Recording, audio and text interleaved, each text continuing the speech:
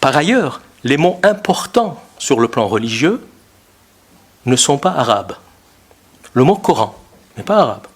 C'est un mot syriaque. Ça vient de Kiriana. C'est-à-dire livre de prière, livre de récitation religieuse. Le mot aya, ça veut dire verset, n'est pas arabe.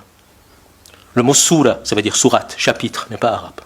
Ce sont des mots syriaques, c'est-à-dire la langue des chrétiens d'Orient. Le mot qui veut dire aumône, zakot, le mot qui veut dire prière quotidienne, salot, sont des noms syriaques. Le mot qui va signifier le pèlerinage à la Mecque, hajj, le grand pèlerinage, et le petit pèlerinage, omra, ne sont pas arabes, ce sont des mots hébreux, araméens hébreux. Donc, le Coran, d'après lui-même, appartient à une tradition biblique.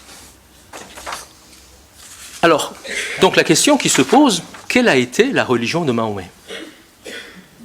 Quelle a été la religion de Mahomet? Donc, depuis un siècle et demi, il y a énormément d'études sur cette question-là. Bien sûr, tout le monde a dit, bon, il appartenait à une tradition biblique.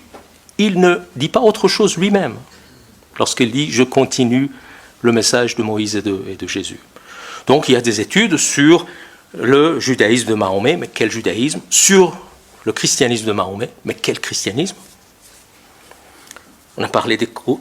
Il s'agit certainement des courants chrétiens non trinitaires, c'est-à-dire non nicéens et non chalcédoniens. Donc c'est un christianisme différent du christianisme orthodoxe, entre guillemets, de Byzance, c'est-à-dire le christianisme catholique.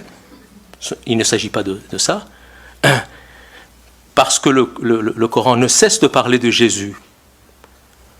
C'est un prophète extrêmement important dans le Coran. Mais à chaque fois que Jésus est nommé, Issa, on dit Ben Mariam, fils de Marie, pour ne pas dire fils de Dieu.